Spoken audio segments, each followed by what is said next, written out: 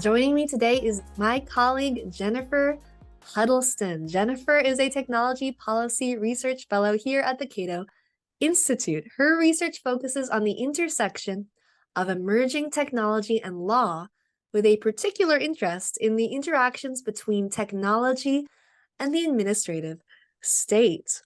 Her work covers topics including antitrust, online content moderation, data privacy, and the benefits of technology and innovation.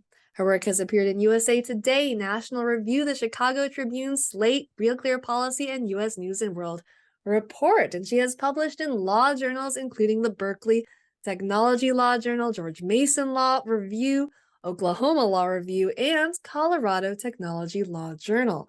She holds a JD from the University of Alabama School of Law and a BA in Political Science from Wellesley College, and she joins the podcast today to discuss the perceived dangers around new technology, the potential benefits, what policies we can implement to try to reap those benefits.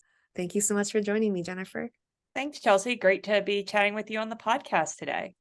So let's start really big picture. We hear so much about the risks and downsides of technology, ranging from fears of tech giants, monopolies, to the idea that AI will go rogue and actually destroy the world. So with so much talk about the dangers of technology, relatively under-discussed are the potential benefits and the transformative potential of technology. What are some areas where you believe new technologies hold the promise to improve our lives? There's so many areas that we've seen already be so transformed by technology, even over the last decade or so. Think about when we were faced with the challenge of the COVID-19 pandemic, and suddenly so much of our lives shifted to having to work from home. Now imagine if that same thing had happened, not in 2020, but in 2010. How different would that have been? How much more limited would the options have been to stay connected to friends and family? How much more limited would the options have been even just to entertain yourself at home? How much more limited would it have been to be able to continue your education or continue to do your jobs? What we've seen is because the US has maintained a light touch approach when it comes to the technology sector, we've really empowered entrepreneurs and innovators to think about the products that consumers may need and to enter those products into the market in a way that we as consumers may not have ever imagined before. So rather than dictating the way that technology needed to go and saying we must have this technology in this area, we've allowed the market to really supply those needs. And as a result of that progress, many of us forget that these things weren't always common. I often joke that the internet always tells me I'm old now because I'm a millennial. And, I still remember the days of having atlases in your car when you were going on a car trip, rather than just pulling out your smartphone and assuming that you could get there via whatever mapping app you prefer. And I remember when you used to have to print out the MapQuest, and that seemed like such a huge thing, though, that you could now get turn-by-turn directions, rather than if you got lost, having to pull over and find the atlas and things like that. It was a huge deal. And then we went from printing out the MapQuest to having those GPS devices that we plugged into our car. And we thought, how cool was this that we could pre-program where we were going? And now if you think about it, on the average day, if you're going somewhere new, you don't even look it up in advance. Maybe you briefly look up how long will it take me to get there. But most of us trust that I can just check my phone 15, 30 minutes or whatever before and find my way to that meeting, rather than the huge amount of planning it used to take to do something as simple as that. So we'll get more into the right approach to regulating technology in a moment, but let's talk about some of the bad proposals out there and some of the troubling approaches to regulating AI technology. You work on so many different hot button issues when it comes to technology, not just AI, but social media, actually so many areas. What are some of the dangers of over-regulating these technologies? And what are some of the proposals that we're seeing? Because as someone who doesn't specialize in this as you do, I'm hearing a lot of calls for more regulation from different areas, and it's bipartisan. It's everything from President Biden saying we need to clamp down on AI to people on the right, like Nikki Haley, saying we must de-anonymize social media and have more government control over that. It really seems to be a popular approach right now. So, Chelsea, I'm going to start with the question about AI, and I'm going to start by asking you a question. How often do you think you use AI? Maybe when it comes to Chat GPT, every few days for something. I do actually find it's more useful than Google for some things. But I'm sure that what you're hinting at is that AI in subtle ways is incorporated in far more of what we use technologically than we're even aware. Exactly. Well, we think of AI as this thing that just became really popular in late 2022. Most of us have been using artificial intelligence without realizing it in our day-to-day lives. This is actually a technology that's been long in development. So those Google searches you were comparing ChatGPT to also use AI. Those mapping devices we may be using also are sometimes using AI. When we think about things like the fact that you may have a quick response on an email that's just, okay, thanks, pops up when you see it. All of that is AI.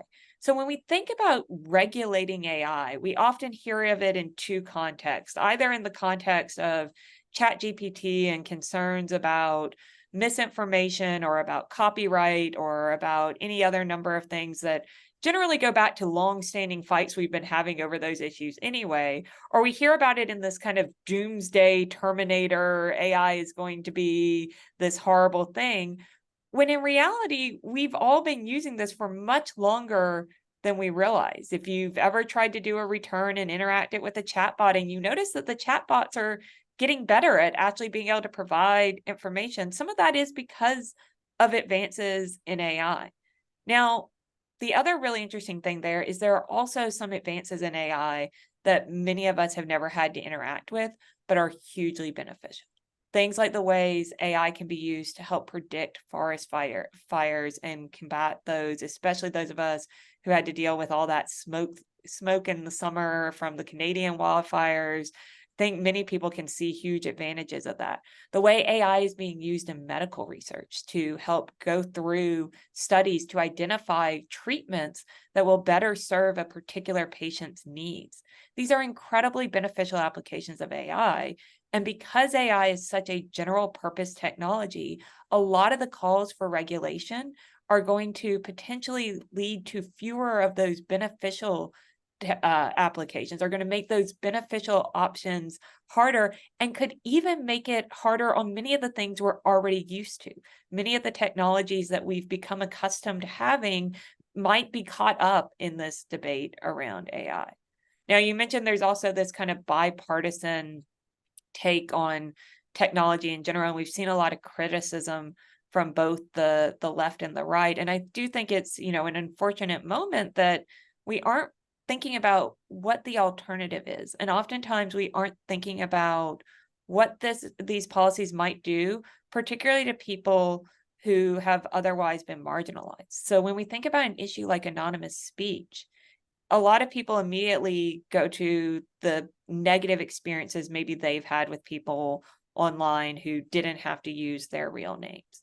But if we think about things like dissidents who are trying to communicate with journalists, or people who are trying to alert to social problems in authoritarian regimes, anonymous speech is incredibly valuable to those people. And we have a very long-standing tradition of protecting that kind of speech in the US. And when we look at creating, backdoors or de-anonymizing things, we've got to realize that's not just going to be so we can go after the bad guys. When you start opening those kind of loopholes, it's going to potentially be exploited by a whole range of people and have a negative impact on a lot of people for whom that's really important. And this country was arguably founded on a tradition of pseudonymous and anonymous speech. Think of the Federalist Papers, and Right. yeah, it's a very long-standing tradition. So it's very disappointing to see that now under attack, and for so many different reasons from so many different people. Again, whether it's AI or social media or just a fear of technology in general, it seems like there is this incredible distrust right now of new technologies. Do you think that's mainly because of this misapprehension that these technologies are new when they may in fact be older than people think? Do you think it's the pace of change? Or what do you think is driving this distrust of new technologies? Well, I think there's some good news and some bad news out here. The bad news is disruption is naturally going to make us uncomfortable. When we have a new technology, particularly something like artificial intelligence and the generative AI models, that feels really disruptive. It feels really different. It doesn't feel like what we're used to. There are two things that go on there. One, there is just the natural discomfort of something new, but there's also the fact that societal norms have to evolve. And we have to learn how we're going to incorporate this technology into our lives. This is something that's gone on with other technologies in the past, whether it's the camera, which now we're all used to having a camera and being able to take pictures anywhere, but we had to develop norms around when we can take pictures. Do you ask someone to take a picture? There may be some cases on the margin where we have to have particular regulations around certain things, but we really focused on letting society evolve those norms. Same thing with even just general etiquette about when is it okay to be on your phone in a public space? What does that look like? We've all seen, those negative experiences play out. And so in some cases with a technology like AI, we're in that trying to figure out what some of our own personal norms and some of our societal norms are going to be like. And we're watching that happen in real time, which again, for those of us that are millennials or are even younger as Gen Z and kind of grew up with the internet, it's often the first real level of disruption of that kind that we're experiencing. Now, the good news is we're adapting to new technologies faster than ever before. When you look at the level of adoption of something like ChatGPT, when you look at the comfort level that younger people have with new technologies, it seems to be a much quicker pace of a new product becoming socially acceptable and becoming and developing these norms around that product than it was with other products. That's a really good thing. And hopefully that also means that some of these panics, some of these concerns will be slower as well. But the idea that this panic is new or that this is unique is not just about our current technologies. When we've seen a lot of concerns about young people in social media recently, but before it was social media, it was young people in video games. Before it was video games, it was magazines and comic books. And in one of my personal favorite headlines ever, we have headlines from back in the day of people complaining about young people reading too many novels and what was it going to do to the future of this country. Now, I don't know about you, but when I talk to most parents, my kid is reading too many novels is not usually the moral concern of the day. But at the time, it felt very real to those people. And so if we believe in the ideas of a free society, if we believe that a free society can help encourage progress, I think we have to recognize that there may be some different choices out there, but that as a result, we really need to look at what do we do with what we have? Are we concerned because something is new and novel and disruptive? And that's okay to be a little uncertain, but that doesn't mean that we then call to remove that choice from other people. I think that's a great point about how looking at the tech panics of the past can provide valuable perspective. I've also seen headlines of people fearing that um, radio would rot young people's brains, that when cars started replacing carriage rides, it would forever kill romance. You can find panics about the bicycle and how this was going to somehow destabilize society, often connected to panics about women riding bicycles in particular. There are so many panics throughout history about really anything new. Now, that's not to say that new technologies never do come with real challenges. I want to go over some of the fears and perceived dangers and get your take, since you've worked so much on so many of these issues, on the extent to which they actually are something that we need to be worried about, the extent to which they are actually new problems as opposed to old problems that we're just dealing with a new medium, and how we can contend with all of these challenges and issues while maintaining policies that are open and free enough that we can also reap the incredible benefits and potential of these technologies. So, looking through your work, one of the things that you focus on is antitrust. There's this great fear of technologies with large technology companies potentially combining or having too much market share, many people fear. Can you walk us through that concern and provide your take on it? Yeah, I'm sure you're talking about the MySpace natural monopoly on social media here, or maybe you're talking about how Yahoo won the search wars. We all know AOL is the real concern of the day. All of these were very real headlines 20 years ago with a different set of technology giants. And it's easy to kind of giggle about them now, particularly for those of us who remember the rise and fall of some of those products. But what we've really seen is that oftentimes innovation is our best competition policy, allowing a light touch regulatory approach that allows someone to see something completely different than the current market, offer that service, and then all of our lives end up changed. Whether if we're only looking for the next social media platform that looks like Facebook or MySpace or whatever, we might miss what's actually going on in the way people are connecting with each other. If we were only looking for a traditional search engine to look like Yahoo or Google, we might miss all the ways that we're now seeing search happen via voice, via AI, via all of these other technologies. So my first point is that innovation is often our best competition policy. My second point is when it comes to competition policy, we really have to ask this question of why is it that companies are popular? If a company is popular because it's serving its consumers well, that's not a problem. That's something we should be applauding. That's something that other companies should be trying to rise to the challenge of.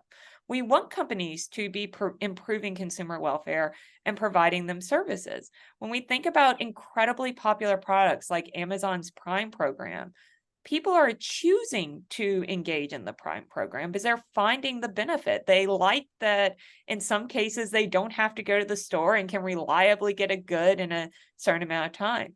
For small businesses, they're choosing to put their products on that platform because they find that they are able to use it in a quality way. There are other platforms out there for small businesses or for users who don't want to use Amazon, whether it's getting in your car and driving to the physical store, and sometimes because of when you need a product, that's your best choice, or whether you're a small business and instead of offering your product via Amazon, you want to open your own website or you want to offer it via Shopify or another platform. There are a wide array of options out there to serve the individual business's needs. So we're continuing to see diverse competition.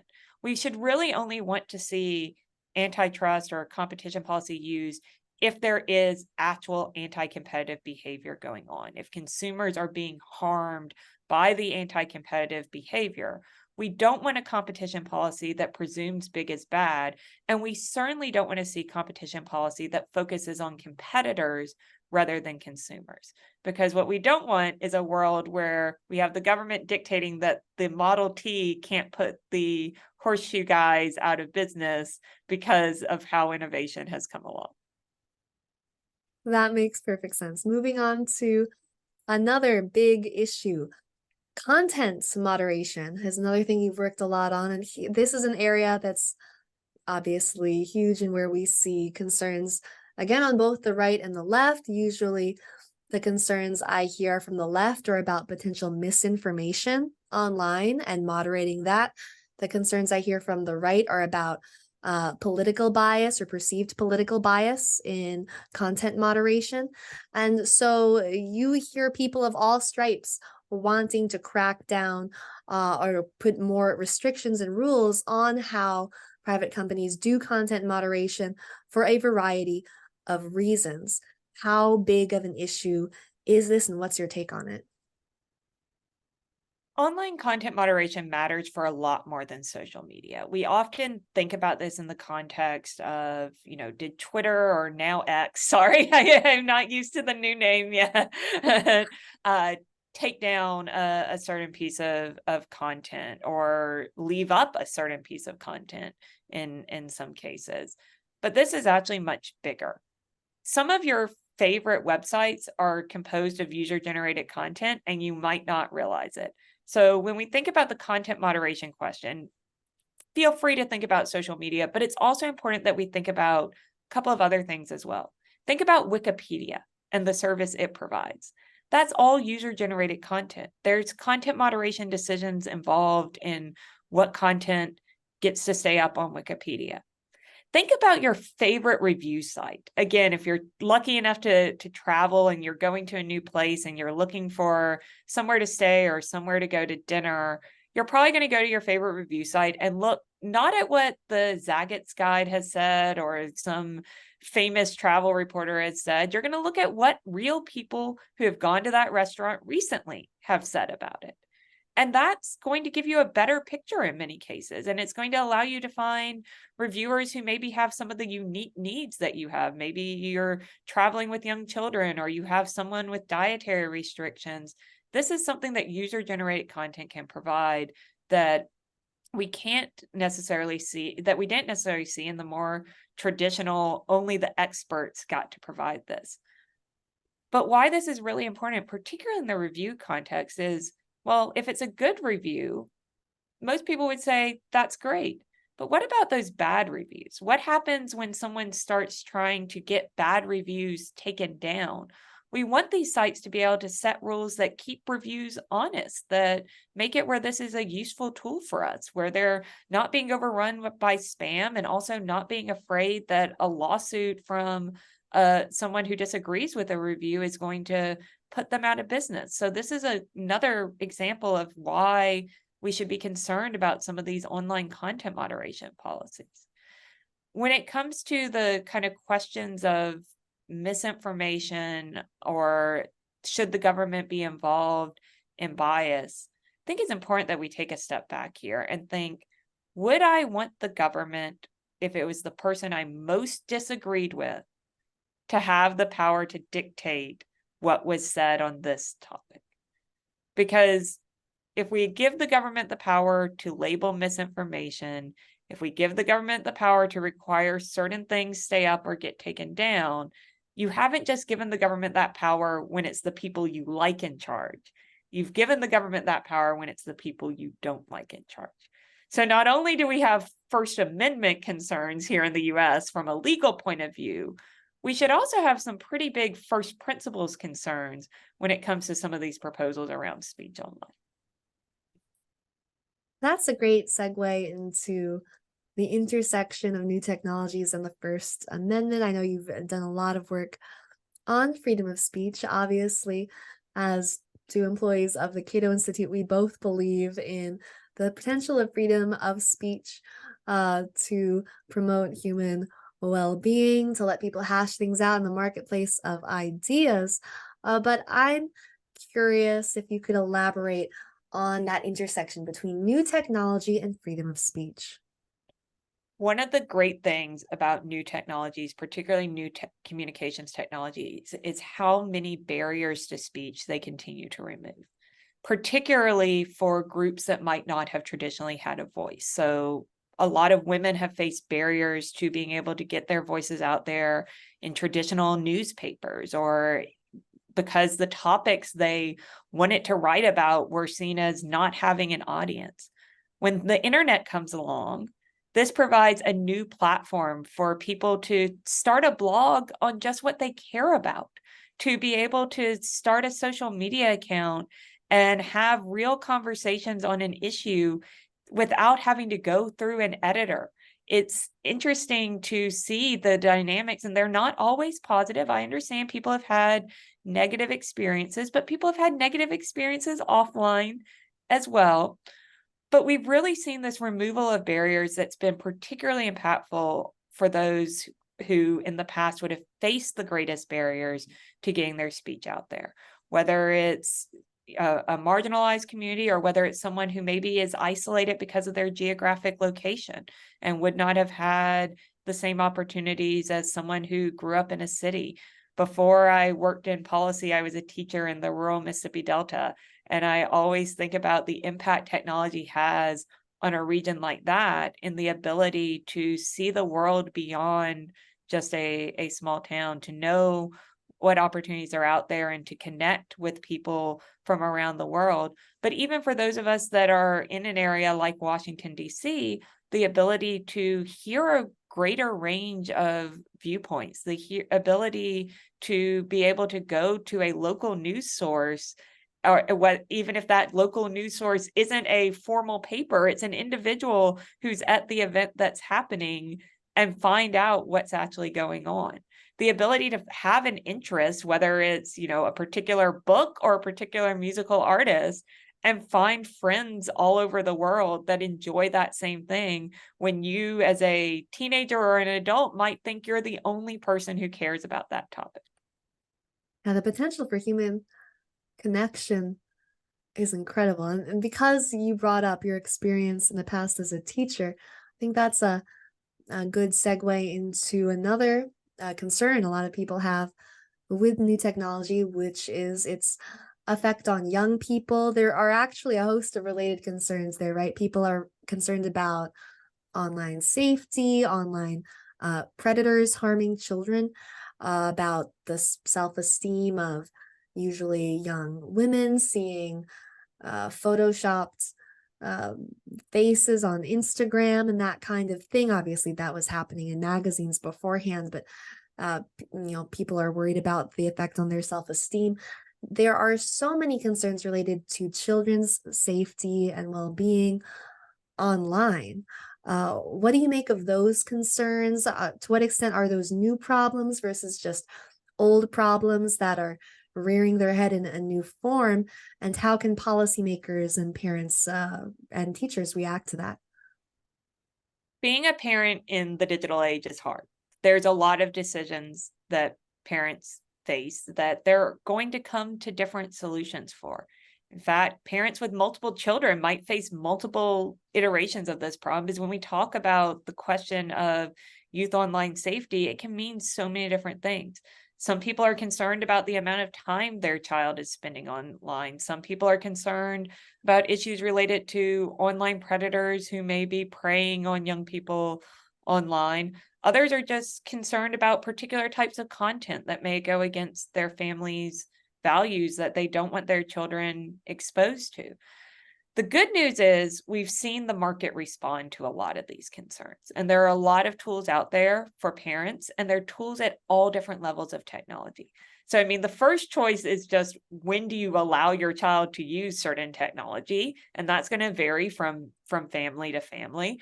But even once you've decided to allow your child to have a device or to go on a family device, there are often things you can use to set time limits, or to alert you to where the child is going, or to provide certain features to keep the child from certain content, or to keep the child from running up too much money in a popular game, or things like that. So we really have seen both platforms and device makers respond with these tools, but we've also seen the market respond in providing outside tools, and civil society respond in providing great resources for parents at having these sometimes difficult conversations with young people around their technology use. But I think there's another really important element here, and that is that we should look at education rather than regulation. And I don't mean in the sense of creating a school curriculum necessarily, but how do we empower people to make the choices that work best for them? Because this isn't going to be a one size fits all decision. And policy intervening here is going to be a one size fits all solution. That is a great lead into the discussion on data privacy, which obviously goes far beyond just issues with children, right? There are all sorts of rules, and Europe has some different rules than the US on what sort of data can be collected on for users online. There are different, there are different rules for children in some cases than for adults, but there are also restrictions on what kind of data can be collected for adults. Now, I think most libertarians and classical liberals and people of that ilk are concerned about privacy. Whenever there is a large gathering of data, that data can be leaked to the government or to bad actors, and all sorts of harms can result from that. How should we think about the issue and the challenge of data privacy in the digital age? When we talk about privacy, we talk about a lot of different things, and I think it's important to make a distinction. There's the privacy question that often comes up, particularly amongst libertarians, about what does the government have access to?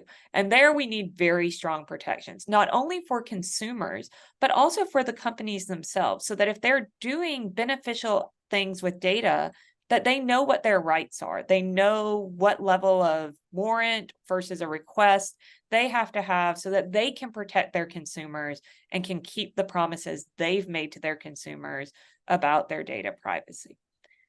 When it comes to individual companies, we need to think about this as the fact that there's going to be a lot of different preferences when it comes to data and some of data privacy, but some of them we're not even going to think about as a data privacy choice, even though we make them almost daily. So one of the examples I like to give is if you've ever gone to a website and signed up for a newsletter in order to get that 10% off coupon. You're technically exchanging a bit of data, your email address, for that 10% off coupon because you want the coupon, you want the free shipping, you see the direct benefit to you in that moment. Now, you may later change your mind and decide to unsubscribe or take other actions, but that's actually a privacy choice. When you make, and many of us make that choice because we clearly saw the benefit at the moment, that was something that we wanted. If we think about privacy as a choice, what we start to see is that we make different choices every day. Even where we're choosing to have a conversation is a data privacy choice in some ways. The other element when it comes to data privacy is that it's actually not about our individual data at the end of the day. When we think about the value of data, you can't just pinpoint data the way we can other property. Individual data, while we deeply care about it, is oftentimes not that actually valuable. What's been beneficial is the way that data can be used in all of these kind of aggregate and transformative ways to improve the broader experience and to improve the way services are provided versus that one individual data point. So when we hear sometimes, particularly in libertarian circles, the idea of, well, we should just treat data like any other piece of property, it doesn't necessarily work that way because data doesn't act like other property in many cases. It's not as single, the value in the data isn't tied to a single point, and even the data itself is often not tied to a single user. So if you and I are in a picture together, whose data is that? It's a complicated question because is it the person who took the picture? Is it the people in the pictures? Is it the, location we were at in the picture? All of these are points of data. When we start to apply regulation, this is where this gets complicated. Can you invoke a right to be forgotten that removes this picture? And if so, then what does that do to the person who took the picture's speech rights? These are not easy questions, and they're questions that oftentimes are going to be better solved on an individual basis based on individual preferences rather than a one-size-fits-all approach. There certainly are real challenges, but now that we've spent some time discussing those challenges and some panics that might be less warranted, let's get back to the potential benefits, which are very much under discussed. So let's go through some of those forms of technology that we've been talking about and talk about the potential benefits. We spoke about some of the risks and perceived risks of AI, but what do you see as some of the greatest benefits?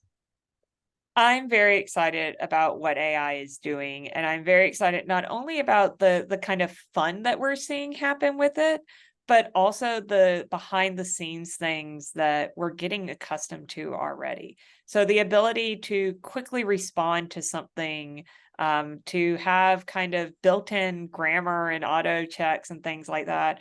But I really am excited about particularly what AI may be able to do for accessibility, the ability to have real-time captions, the ability to have real-time translation so that we're able to better connect around the world with one another, I think are some really exciting opportunities, not to mention some of the more industry specific uses that we may see, some of the uses in healthcare, particularly in areas that have really struggled with having enough service providers, where we may see AI be able to help, a lay person perform certain services, or by taking a picture and it being uploaded and scanned by an AI that isn't going to replace a doctor in many cases, but could flag when someone needs to have that next level of care, particularly in an area where that may be a struggle.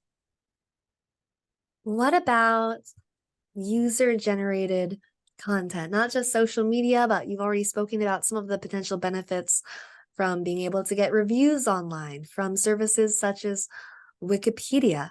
What other uh, benefits can we get from crowdsourcing knowledge in this way?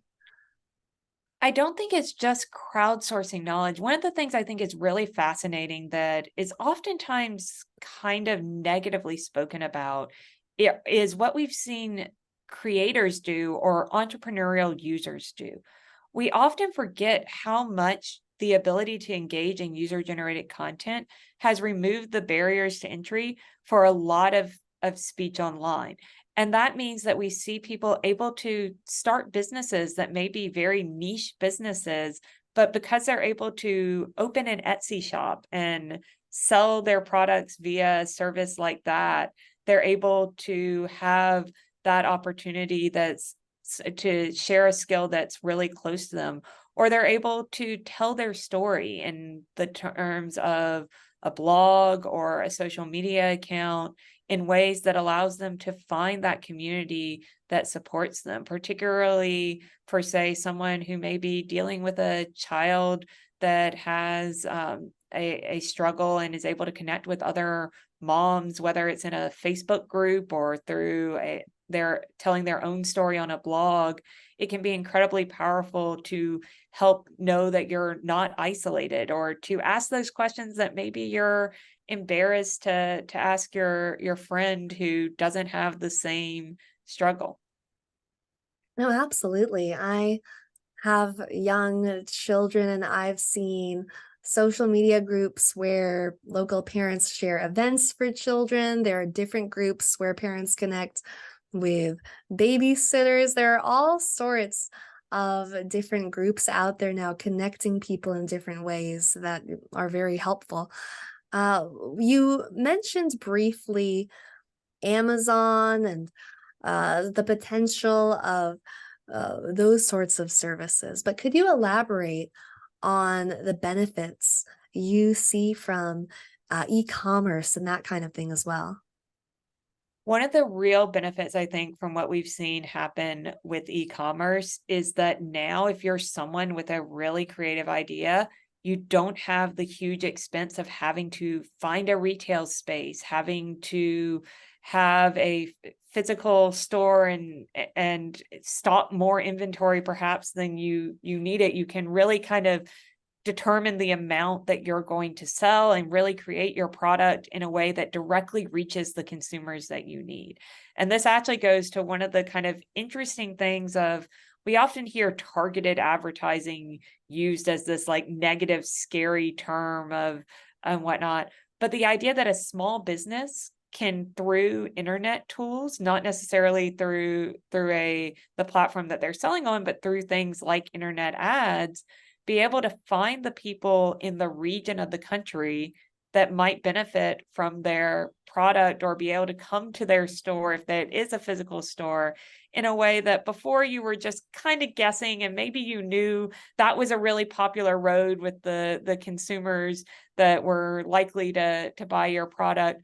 But it can actually be incredibly beneficial, particularly to small businesses, given how much lower the cost is and given the ways in which you can help have less waste in that you're making sure that you're targeting the areas that are of interest.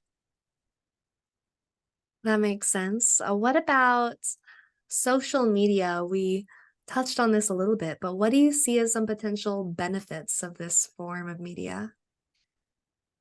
I think we've seen so much creativity on social media, and it's really interesting to me to look at what people are doing creatively. I kind of talked about that kind of creator, entrepreneurial user, the way we've seen, video editing skills on social media improve, the way that we're seeing particularly Gen Z do different things in terms of the way they're able to engage in storytelling and things like that on social media, I think is incredibly fascinating. And I think it's going to be really interesting, though, also to see how social media evolves, that we're not necessarily thinking about the same platforms, and it's going to depend on that platform what the huge benefit is. But I think one of the things that's underappreciated is how much knowledge is out there. Now, when you don't know how to do something and you want someone to teach you, you can find people who are going to be able to explain it in a wide variety of ways. So maybe the first person you go to on a YouTube video, you don't understand because they are explaining how to change this tire the way they would explain it to an engineer. And then you go to someone who explains it in a different way, and you're like, that way really clicks with me. And I think that's been one of the great things, is having this not only wide array of knowledge, but this diversity of ways that we can learn. I know that you've done a lot of work on, in particular, how women can benefit from various new technologies. Could you elaborate on that? We hear a lot about women in tech and the need for more women in tech, and that's certainly an important part of this conversation to have. But I think we also need to think about some of the technologies that we don't think of as tech and how they've benefited women as well. When we think about not only things like social media and the way that it's removed some of the barriers to speech, but the way that many of us who may be responsible for getting the kids to and from a place for dance lessons or soccer practice or things like that are now able to, as I was saying earlier with the mapping example, have all of that at the palm of our hand, and it takes some of the burden of having to find a map for everywhere that there's a soccer tournament each weekend off of an individual. The way that women have been able to connect and share both resources as well as struggles that they've had online has certainly been powerful. But I think that we should also be really excited about some of the innovations in terms of things like autonomous vehicles, as I was mentioning again, of if you're responsible for driving carpool, like the ability to have that time to more either back in your day or more thoroughly connect with the children while you're driving carpool, I think is something many people would value. And so technology certainly gives all of us time back in our day. But I think, while whether or not it's fair is up for debate, women oftentimes bear a lot of the burden of household chores that have really been improved by the presence of technology. And going back historically, this is part of what really enabled women to seek further education. The fact that they were able to spend less time on housework help embrace the education, particularly of young women, but also of society in general. There was an ad back in the day about put the tractor in the field and the boy in the school kind of thing. This really has been a story of how technology provides us all with more opportunities to do what we love and to spend time with the people that we care about, thereby allowing us all to embrace whatever our ideal is. Right, giving you back more time to spend on education, employment, leisure, whatever. it is that you want. And I'm glad you brought up that tractor ad, because that just also drives home that while this is particularly helpful, or has been particularly helpful for women historically, technology has also benefited everyone. Uh, we always like to end this podcast on a positive note, since it's the Human Progress podcast. So I would just ask you to summarize succinctly why you identify as a techno optimist of sorts. Because I think while we've always been afraid of technology, we ultimately recognize that our lives continue to get better, and that if we allow innovators and entrepreneurs the opportunity, they're going to actually show us things that we could not have dreamed of. So while we may be amiss about where's my flying car and where's my jetpack, the reality is a lot of the technologies that we don't think of as technology anymore are what have really improved our lives. And in some ways, that's the ultimate technological optimism, is when we cease to think about it as a technology anymore and just think of it as something that's there.